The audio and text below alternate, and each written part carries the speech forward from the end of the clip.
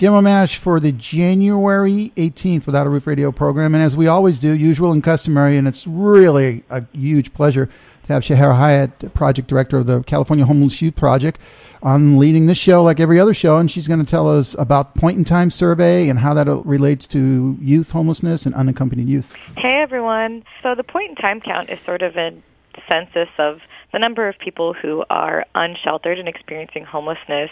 So every other year, communities across the country are required to count the number of people who are unsheltered, and that's a count that takes place in the last 10 days of January. So I've done a lot of work to try to improve that count, especially in regards to identifying the number of young people experiencing homelessness, since we know that they tend to hang out in places that might not be the same as older adults who are experiencing homelessness. And so it's important, I would say, in any community to engage young people in the planning phases of the count. Talk to them about where you can identify young people who are homeless.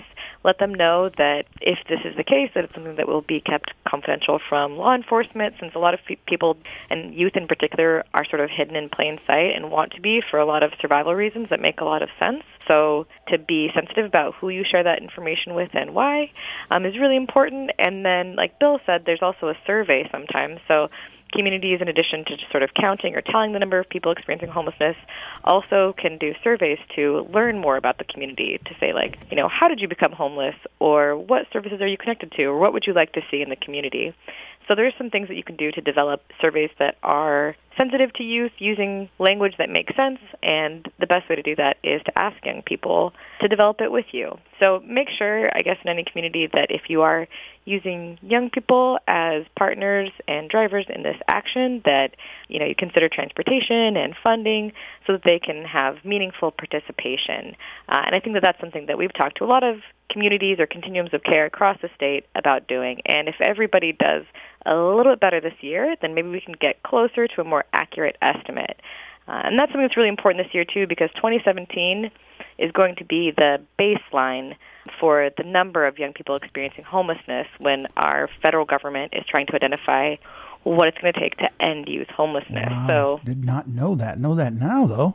Yeah, and so if you're just a community member and you'd like to volunteer, I would say, yeah, talk to your continuum of care and see what day your count is going to be taking place. Usually there's a little training to participate, and you can go out and canvass.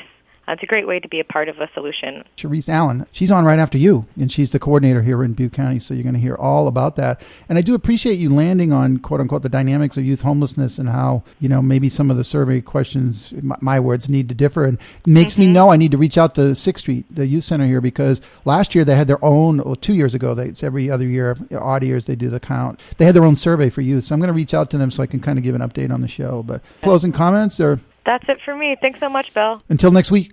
Shahera Hyatt, California Homeless Youth Project.